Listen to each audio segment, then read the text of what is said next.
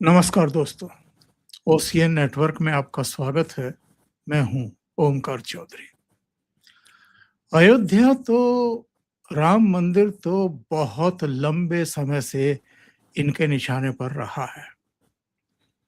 वैसे तो अगर देखें तो बहुत पीछे जाने की जरूरत नहीं है। 5 जुलाई 2005 को आतंकवादी हमला हो ही चुका है वहां पर। लेकिन वो तो चलिए, एक बड़ा हमला था जो किसी आतंकवादी संगठन के द्वारा किया गया था और जिसमें 6 आतंकवादी उसी समय मार गिराए गए थे, 2 नागरिकों की भी मौत हुई थी। लेकिन प्राण प्रतिष्ठा के बाद भी यहाँ थ्रेट मिलती रही हैं।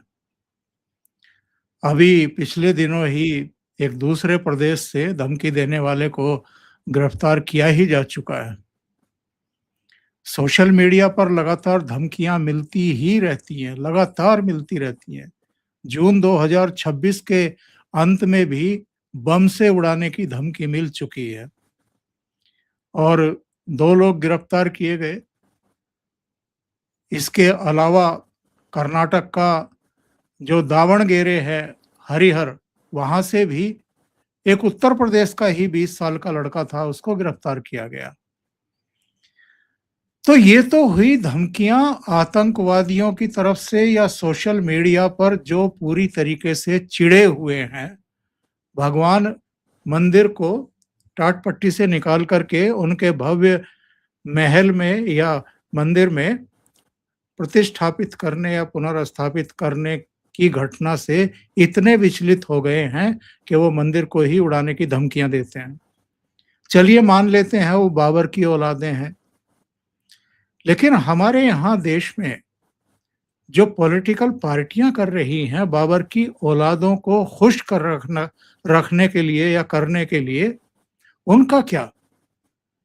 जिन लोगों का मंदिर के निर्माण में शून्य कंट्रीब्यूशन है, शून्य, जिन्होंने बाधाएं पैदा की, कोर्ट कचहरी से लेकर के और तमाम जगहों पर यह प्रयास किया गया कि मुकदमा एक सिरे ना बैठे, फैसला तक ना आए, और निर्माण की तो बात ही छोड़ दीजिए, और हम खिल्लियां उड़ाते रहें कि आप तो पता नहीं कब से मंदिर वहीं बनाएंगे कि रट लगाए हुए हैं, लेकिन कब बनाएंगे ये नहीं बताएंगे। तो मंदिर बन गया है, भव्य मंदिर बना है, करोड़ों ने आकर के दर्शन किए हैं। और एक समय तो महाकुंभ के समय ऐसा भी था जब गाजियाबाद जिले से भी अधिक का जीएसटी संग्रह अयोध्या से हुआ था। लेकिन ये चीजें पच नहीं पा रही हैं। अखिलेश यादव रोजाना इसी पर प्रेस कॉन्फ्रेंस कर रहे हैं। दिग्विजय सिंह, दिग्गी राजा, जिनके सद्विचार हम और आप सब जानते हैं, ओसामा जी कह करके संबोधित करते थे, वो कह रहे हैं कि मैं उज्जैन से अयोध्या तक की एक पद यात्रा निकालने जा रहा हूं। तो इन्हीं सब ढोंग पाखंड और ये जो देश तोड़ने वाली जो राजनीति है, समाज में विश्ववामन फैलाने की जो राजनीति है, इसी पर जरा चर्चा करते हैं। और हमारे साथ एक ऐसी शख्सियत जुड़ रहे हैं जिनके चैनल से भी परिचित हैं, जिनकी मेधा से भी आप परिचित हैं, अवनीश पीएन शर्मा जी। तो उन्हीं के साथ जुड़ करके चर्चा को आगे बढ़ाएंगे। अवनीश जी, बहुत स्वागत, बहुत अभिनंदन, नमस्कार। प्रणाम सर, सभी दर्शकों को भी नमस्कार। जय जय श्री राम जी सर। तो चलिए, वो तो सीमा पार से होंगे जिन्होंने अटैक किया था 2006 में, मारे भी गए, लेकिन इनका क्या करिए जो रोज लहूलुहान करते हैं, रोजाना बदनाम करते हैं, और किस चीज के लिए? हिंदुओं को विभक्त करने के लिए, सनातनियों को फिर से 2024 की तरह बांट करके अपने राजनीतिक स्वार्थों की सिद्धि के लिए। क्या कहेंगे? बिल्कुल सर, जो पहली लाइन मेरे मन में आ रही है वो कह देने का मन कर रहा है। ये वही वाला हाल है कि मुंह में राम और बगल में छुरी, ये कहावत तो है, लेकिन इनके ऊपर सटीकता बैठती है, मुंह में राम और बगल में अब्दुल की गोल टोपी। ये राम मंदिर चढ़ावा बड़ा दुखद है और वो एक क्राइम है। इस क्राइम पर सबसे पहला इनिशिएटिव किसने लिया आधिकारिक रूप से? तो वो उत्तर प्रदेश के मुख्यमंत्री योगी आदित्यनाथ ने, उत्तर प्रदेश की सरकार ने लिया। एसआईटी का गठन हुआ, उसके बाद प्रॉपर एफआईआर हुई, सारा कुछ वो हो रहा है। यहां तक अच्छे तरह से हो रहा है कि एक याचिका भी तो गई थी ना इसी बीच में सुप्रीम कोर्ट में कि साहब ये जो चढ़ावा चोरी हुआ है इसमें आप इंटरवेन कीजिए। सुप्रीम कोर्ट ने कहा कि everything is going on right track, हमको इंटरवेन करने की इसमें कोई आवश्यकता नहीं है। क्यों? क्योंकि तब तक एसआईटी का गठन हो चुका था। एसआईटी के 8 पेज की प्राइमरी रिपोर्ट आई, उसमें कुछ संदिग्ध नाम आए। जो संदिग्ध नाम आए, धीरे धीरे उनके खिलाफ एफआईआर हुआ, पूछताछ हुआ और वो अपने ट्रैक पे है। अब सवाल होता है कि एक बात कही जा रही है, जैसे ही आप ये कहेंगे या सनातनी जैसे ये कह रहे हैं, सोशल मीडिया के विमर्श की ही मैं बात ले रहा हूं, चाहे छोटे हैंडल हो, चाहे बड़े हैंडल हो, चाहे नामचीन हो, चाहे अननोन लोग हो, तो ये हो रहा है कि साहब क्या जिन्होंने राम मंदिर में कोई योगदान नहीं दिया या जो कथित रूप से राम के खिलाफ रहे, जिन्होंने राम को गलत कहा, जो कपिल सिब्बल ये कहते थे कि 1 साल तक के लिए सुनवाई इस पर टाल दीजिए, चुनाव पर असर पड़ेगा, तो सनातनी ये क्यों कह रहे हैं कि ये हमारे अंदर का मामला है और ऐसे रामद्रोहियों को कम से कम इस चढ़ावा के दुखद क्राइम, मैं इसे क्राइम मान रहा हूं, ये चोरी है, उस पर ये न बोलें। तो ये कह रहे हैं कि साहब क्यों नहीं बोल सकते। मैं जरा यहाँ अलग करता हूँ, ये ताना जब भी सनातनियों को मिले तो मुझे लगता है कि उन्हें ये कहना चाहिए कि नहीं नहीं, आपको बिल्कुल बोलने का अधिकार है। कारण क्या? जितने भी करोड़ों करोड़ों सनातनी इस धरा पे हैं, उनमें से क्या कोई एक भी ऐसा होगा जिसका मन दुखी नहीं होगा, वो आमर्ष और गुस्से से नहीं भरा हुआ हो कि मर्यादा पुरुषोत्तम भगवान राम का यह मंदिर, जो कि हमारी पीढ़ियों के सतत संघर्ष के बाद बना, सुप्रीम कोर्ट तक लड़ के बना, वहां हमारी भावनाओं या हमारे जो आस्था है उसके साथ ऐसा खिलवाड़ हुआ। सब दुखी हैं, सब चाहते हैं उच्चतम दंड मिले और वो काम हो रहा है। और सनातनियों को यह भरोसा है कि केंद्र में जो एक सनातन प्रेमी सरकार है, उत्तर प्रदेश में तो खैर योगी आदित्यनाथ ही मुख्यमंत्री हैं, जो स्वयं एक धर्मगुरु हैं, एक पीठाधीश्वर हैं, तो उनके सरकार रहते हमें उच्चतम दंड दिया जाए। ये तो हम सब चाहते हैं, सारे सनातनी चाहते हैं। तो अगर अखिलेश यादव यही चाहते हैं तो स्वागत होना चाहिए उनका, बिल्कुल भाई, आप ताने किस बात के मार रहे हैं, हम भी तो वही चाहते हैं।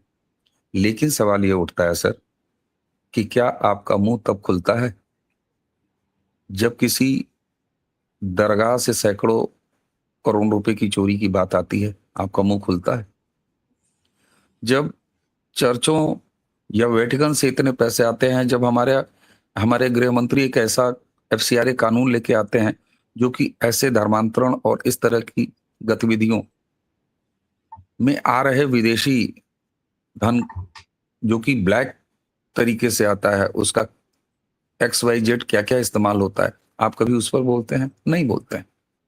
सनातन यही अलग है आपसे। अब यहां पर बात आती है सर, अचानक इन सारों के मुंह पे राम राम राम आ गया, लेकिन दरअसल काठ की हांडी बार बार नहीं चढ़ती। और एक बात और हुआ है, इस देश का सनातनी हिंदू 2014 के बाद से लगातार प्रतीकात्मक रूप से इस काठ की हांडी जो कि एक बिंब है, उसके सामने वो कठफोड़वा हो चुका है। काठ के हांडी को जलने की वो प्रतीक्षा नहीं करेगा, वो उसको चोंच मार के बाकायदे उसको क्षतिग्रस्त कर रहा है और भांडे को फोड़ रहा है, उस काठ की हांडी को स्वयं वो फोड़ रहा है। कारण क्या है? कारण ये है कि वह अच्छी तरह जानता है कि किसकी नीयत कैसी है। ठीक है, ट्रस्ट के जो काम करने का तरीका था उसमें एक लूप होल आया, इसको दुरुस्त करने की आवश्यकता है, जो दोषी हैं उनको सजा देने की आवश्यकता है। लेकिन वह यह भी जान रहा है कि यह जो सरकारें हैं, चाहे वो केंद्र की हो चाहे उत्तर प्रदेश की हो, इनसे नियत का सवाल नहीं उठाया जा सकता। कुछ व्यक्तिगत लोगों ने जरूर ये कृत्य किया है। और एक चीज मैं और आपको बताऊं सर, यहां पर हमें थोड़ा सा मानव स्वभाव इस पर भी बात कर लेनी चाहिए।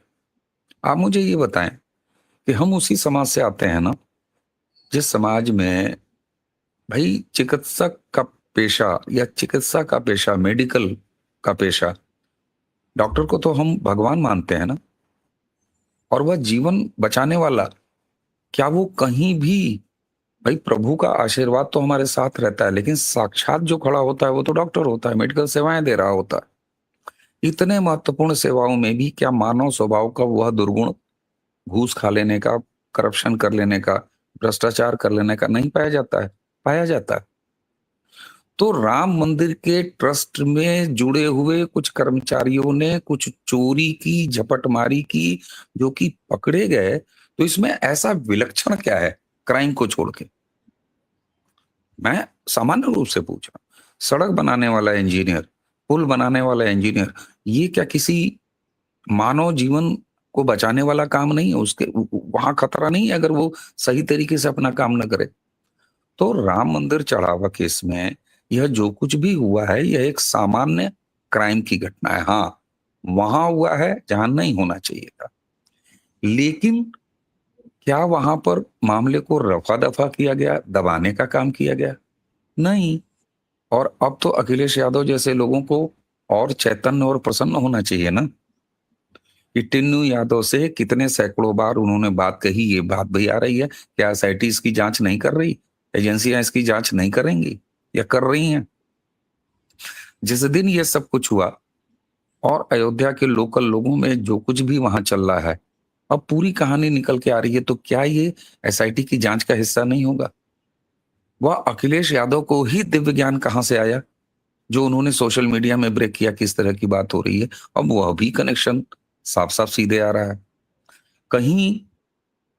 अब मानव स्वभाव दो तरीके से मैं देखता हूं। एक तरफ वह मिश्रा है और तमाम और लोग हैं जो इसमें गिरफ्तार हुए हैं, वहां वह मानव स्वभाव जो कि करप्शन कर लेता है, वो उसको चाहे स्वर्ग में बैठा दीजिए, ये इसके आचरण का दोष है, वो वहां हुआ और उसी के चलते ये सारा जो कुछ भी चोरी हुई।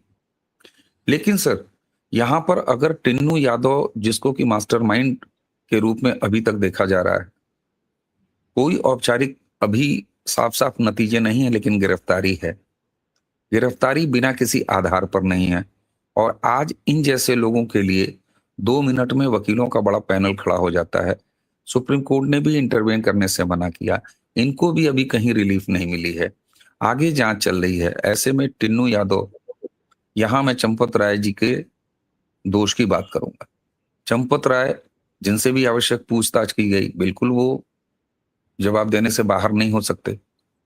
यहां चंपत राय का यह दोष है कि जो उनका सबसे खासम खास बड़ा नजदीकी, वो अखिलेश यादव के साथ षड्यंत्र में शामिल हो गया।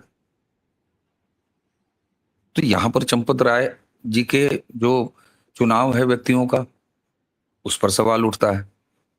और एक और मानसिकता की मैं बात कर रहा हूं, अभी मैंने मानवीय मानसिकता की बात की कि जो भ्रष्टाचार चोरी में लिप्त हो जाता है, क्या मंदिर, क्या कोई और जगह, वह देखता नहीं, जो डूबना चाहता है वो डूब जाता है, ये हमारे समाज का दोष है।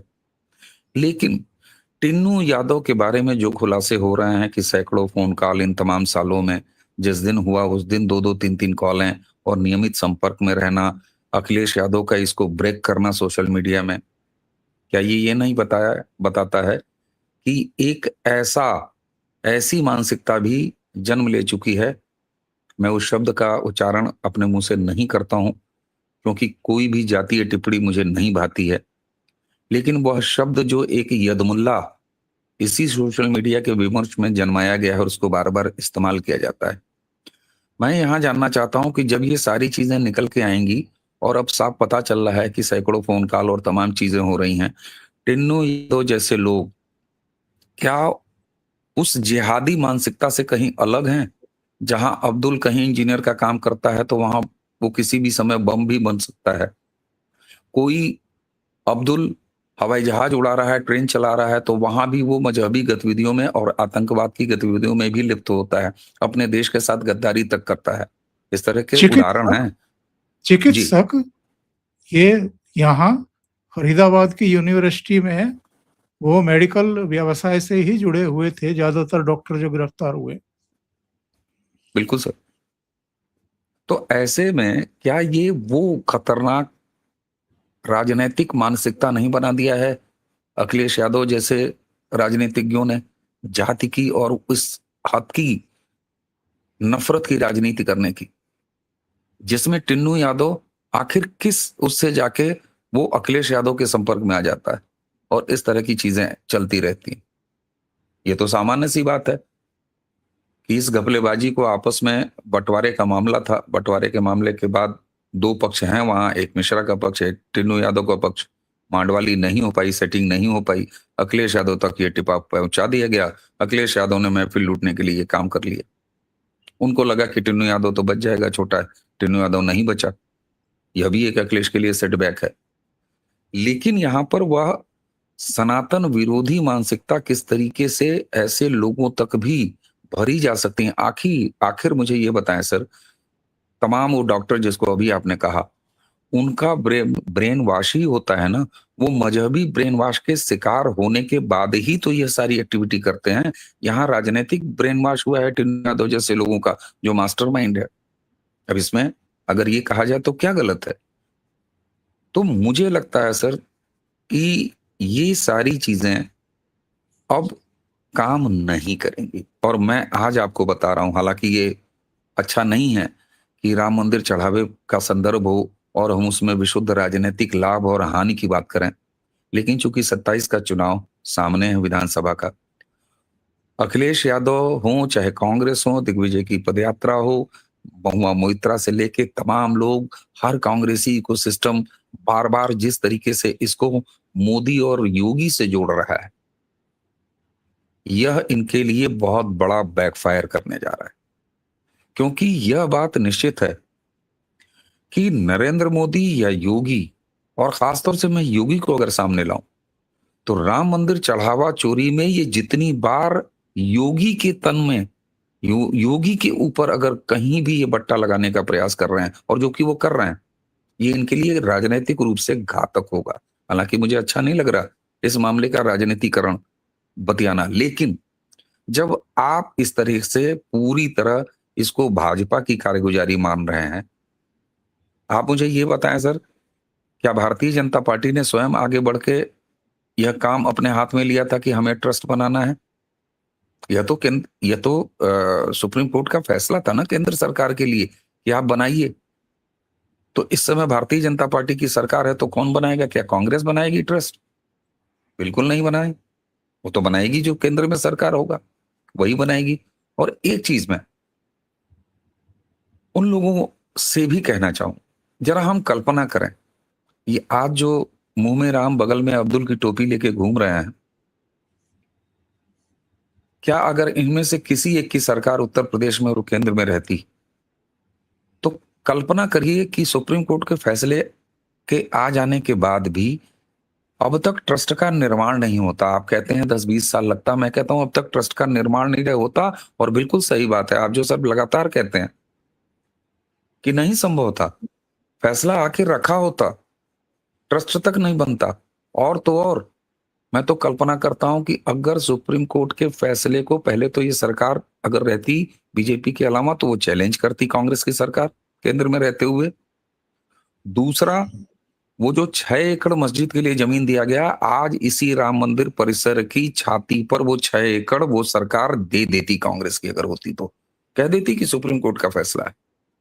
लेकिन हमारे पास एक ऐसी सरकार योगी आदित्यनाथ की उत्तर प्रदेश में बैठी होती है, जब फैसला आता है इसकी काट निकाली जाती है प्रशासनिक स्तर पर। आपको तो पता ही है किस तरीके से इसकी काट निकाली गई। बाकायदे 9 आईएसएस की एक टास्क फोर्स बनाई गई और बाकायदे उसका विश्लेषण हुआ कि किस तरीके से अयोध्या में ही सुप्रीम कोर्ट के ऑर्डर के हिसाब से 6 एकड़ जमीन दी जाए। और उसका तोड़ क्या निकाला गया प्रशासनिक? फैजाबाद जिले को यह नाम ही अयोध्या जिला किया गया ताकि अयोध्या का दायरा बढ़ सके और सुप्रीम कोर्ट के हिसाब से 30, 35, 40 किलोमीटर की रेंज में जाके वो 6 एकड़ जमीन दी जा सके। और उसके बाद जब रेवेन्यू लेवल पर फैजाबाद जिले को अयोध्या जिले के रूप में व्यवस्थित कर लिया गया और तब सुप्रीम कोर्ट का वो इम्प्लीमेंटेड ऑर्डर हो गया कि 6 एकड़ वहां दी जाती। तो हम कल्पना कर सकते हैं, एक एक सनातनी कल्पना कर सकता है, उसे पता है कि फैसला आने के बाद भी कांग्रेस की सरकार या सपा की सरकार अगर उत्तर प्रदेश में होती और कांग्रेस की केंद्र में होती तो मंदिर का अभी एक ईंट नहीं दिखाई देता, ट्रस्ट भी नहीं बना होता। जिस रिकॉर्ड समय में इतना भव्य मंदिर बना है और एक जलन तो है सर, यह कहीं कोई तुलना नहीं है। मुझे ईश्वर माफ करे, मैं यह तुलना नहीं कर रहा, लेकिन आज की राजनीतिक वातावरण में इस बात को रखने की आवश्यकता है। अयोध्या भारत की न सिर्फ सांस्कृतिक राजधानी बन चुकी है, बल्कि वह उसकी धार्मिक राजधानी भी है और वह उसकी राजनैतिक राजधानी भी है, सामाजिक राजधानी भी है। मैं बताऊं, ऐसे में वेटिकनवादी, मक्का मदीनावादी, उसके सामने मैं तुलना बिल्कुल नहीं कर रहा हूं। अभी भी मैं हाथ जोड़ के कह रहा हूं, मर्यादा पुरुषोत्तम की तुलना वेटिकन और काबा मदीने से नहीं की जा सकती। लेकिन हिंदू सनातन आस्था का एक नव सृजित, नव रूप से स्थापित एक ऐसा केंद्र और 14 से लगातार हिंदू भावना का जागरण और हिंदू और सनातन को पोषण देने वाली, उसका स्थान करने वाली, भारतीय संस्कृति का सम्मान करने वाली पार्टी की सतत सत्ता, और केवल केंद्र में ही नहीं बल्कि डबल इंजन के माध्यम से राज्यों तक में सत्ता। बंगाल जैसे राज्य में एक बार फिर सनातन का उदय होना, यह सब सारी चीजें छातियों में कितना दर्द पैदा कर रही है। और इसीलिए यह वह वाला हाल है कि अगर कहीं एक रोटी गृहिणी से नई आई बहू से अगर जल जाए तो बर भरे बैठे हैं सुनाने को। यह केवल वही अवसर है, लेकिन कालनेमियों को सनातनी पहचान रहा है, बहुत आराम से पहचान रहा है सर। मैंने इसीलिए कहा उनके पास काठ की हांडी है, तो यहां सनातनी कठफोड़वा बनके उनके सारे इरादों को ध्वस्त कर रहा है। जी, आपने बहुत ही सुंदर, सटीक और गहनता से पूरे विषय को समझा दिया है। इस पर और प्रश्न मैं नहीं करूंगा, लेकिन ये पूरे इकोसिस्टम को ही पच नहीं पा रहा है सनातनियों की एकजुटता और भगवान राम के प्रति ये जो समर्पण और आस्था का एक पर्व जो खत्म होने का नाम ही नहीं ले रहा है। वहां जो आस्था का सैलाब अभी तक उमड़ रहा है, इस घटना के सामने आने के बाद से 5-7 दिन जो चढ़ावा था वो 1 लाख से कुछ कम रह गया था, लेकिन आज की तारीख में बात करें तो जितना पहले था उससे भी आगे निकल चुका है। तो ये एक अलग तरीके से प्रतिकार होता है राम भक्तों का और सनातनियों का, एक जवाब भी है उनकी तरफ से। लेकिन मेरा प्रश्न ये है कि केवल हमारे देश के भीतर की ये राजनीतिक पार्टियां ही नहीं, नेता ही नहीं, इकोसिस्टम ही नहीं, अंतर्राष्ट्रीय स्तर पर भी हमें सनातन के खिलाफ एक साजिश दिखाई दे रही है अवनीश जी। अगर बिल्कुल सर। अमेरिका का विदेश मंत्री आता है, अगर अमेरिका का उपराष्ट्रपति आता है, तो ताजमहल के सामने बैठ करके फोटो खिंचवाते हैं, वो अयोध्या नहीं जाते हैं। ये अपने आप में अमेरिका के विदेश मंत्री का तो हवाई जहाज ही लैंड होता है कोलकाता और फिर वो मिशनरीज में जाता है। तो ये जो चीजें हैं, ये हम यहां से लेकर के और वहां तक देख रहे हैं, एक मानसिकता, और किन को प्रमोट करना है और किन को उपेक्षित करना है, ये भाव। बिल्कुल सर। सर देखें, सनातन के प्रति घृणा तो कोई नई नहीं है, वो तो बड़े आराम से और बहुत पुराना काम है और बड़े आराम से चलता रहा। क्यों? क्योंकि आजादी के बाद बाय डिफॉल्ट हिंदू कहने वाले सत्ता पर बैठे। तो जब माहौल कंडीसिव है, बड़े आराम से आपका धंधा चल रहा है, आपका काम चल रहा है, हिंदुओं को उन्हीं के देश में 8वें 10वें 12वें दर्जे का नागरिक बना के रखा है कांग्रेस ने, तो कोई दिक्कत नहीं थी। रोजगार चल रहा था, जो ऑपरेशन था वो चल रहा था, वेटिकन के सारे काम चल रहे थे, इस्लामिक कन्वर्जन के सारे काम चल रहे थे। लेकिन अचानक एक ऐसी सरकार आती है जो सारे छेद बंद करना शुरू कर देती है। वो एफसीआरए के खिलाफ कानून ले आती है। उसकी सरकारें डबल इंजन की होती हैं, तो वो धर्म परिवर्तन पर कानून बनाती हैं। वो बांग्लादेशी और रोहिंग्यों की पहचान करती है। एक ऐसी सरकार आ जाती है जो पूरे भारत में एसआईआर, गहन एसआईआर का सिलसिला शुरू कर देती है। कौन भारत का है, कौन भारत का नहीं है, ये पहचान करती है। सिटीजन रजिस्टर की बात करती है। पूरे विश्व में रह रहे हिंदुओं के प्रति सीए का कानून लेके आती है। तो आप मुझे ये बताएं कि ये दर्द तो होगा ना? या 2014 के पहले वाली सोनिया गांधी की सरकार में, जहां हिंदुओं के खिलाफ इतना गंदा बिल लाया जा रहा था, कानून बनाया जा रहा था, तो उनके तो सारे मनोरथ पूरे हो रहे थे। विदेशी शक्तियों के सारे काम तो ये यहां पर ठेकेदार बैठे कर रहे थे। ममता बनर्जी क्या कर रही थी? क्यों ट्रंप ने वेस्ट बंगाल की जीत पर नरेंद्र मोदी को बधाई दी? क्यों दी? उसके बाद उनका विदेश मंत्री सीधे कलकत्ता क्यों उतरा? वो दिलासा देने गया था, क्योंकि उसे पता था कि एक हमारा अड्डा जो बंगाल में था और भारत को अंदर से खा रहा था, उस एजेंडे पर काम कर रहा था, हमारा मिशन चल रहा था, वो हमारा अड्डा ध्वस्त हो गया, सनातनियों ने ध्वस्त कर दिया। यही कारण था कि वहां दिलासा देने गए थे कि कोई बात नहीं, उजड़ गया चमन लेकिन हम हैं, ममता बेचारी चली गई लेकिन हम हैं, यही करने गए थे।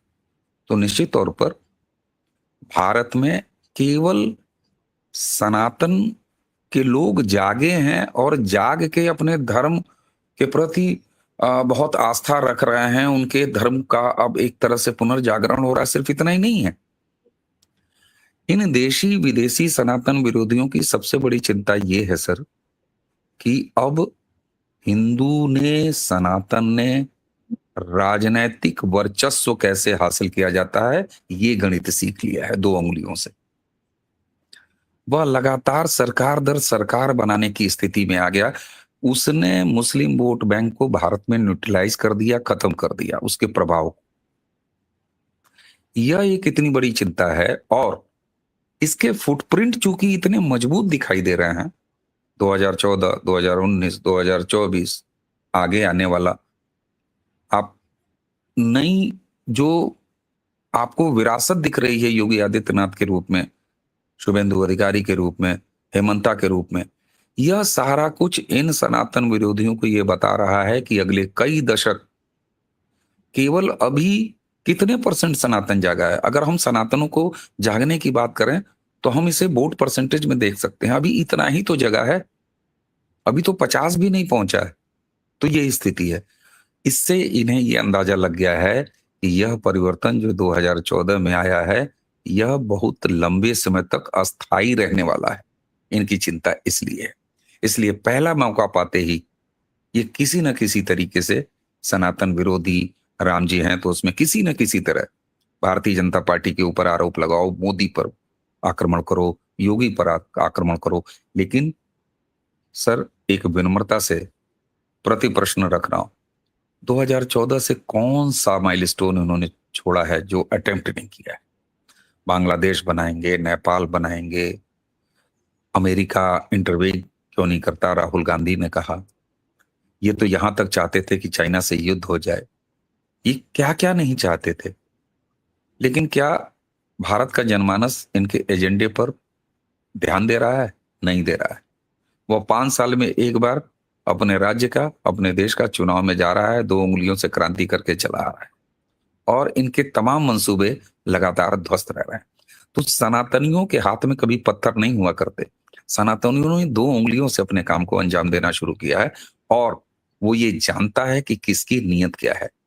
उसे आक्रोश है, उसे दुख है कि हमारे मंदिर के ऊपर ये कलंक आया है, लेकिन वह यह भी जानता है कि अगर केंद्र में ये सरकार है, राज्य में ये सरकार है योगी आदित्यनाथ की, तो हमें वह फल जरूर मिलेगा कि इन चोरों को, इन चोरों को, इन डकैतों को उच्चतम सजा मिले। अवनीश जी, बहुत बहुत धन्यवाद जुड़ने के लिए, इतना समय निकालने के लिए, और बहुत ही सारगर्भित तरीके से पूरे विषय को, प्रकरण को समझाने के लिए, और जो इसका बेजा राजनीतिक फायदा उठाने की कोशिश कर रहे हैं उनको भी बेपर्दा करने के लिए। और दर्शकों से निवेदन है, आपको अगर ये चर्चा अच्छी लगी हो तो लाइक का बटन दबा दिया करें, वीडियो को शेयर करें, चैनल अभी तक सब्सक्राइब ना किया हो तो जरूर कर लें। अवनीश जी का चैनल है प्रारब्ध, आप देखते भी हैं, उनको सहयोग करें और उसको भी सब्सक्राइब करें। बहुत बहुत धन्यवाद। नमस्कार। प्रणाम सर। जय जय श्री। जय जय श्री राम।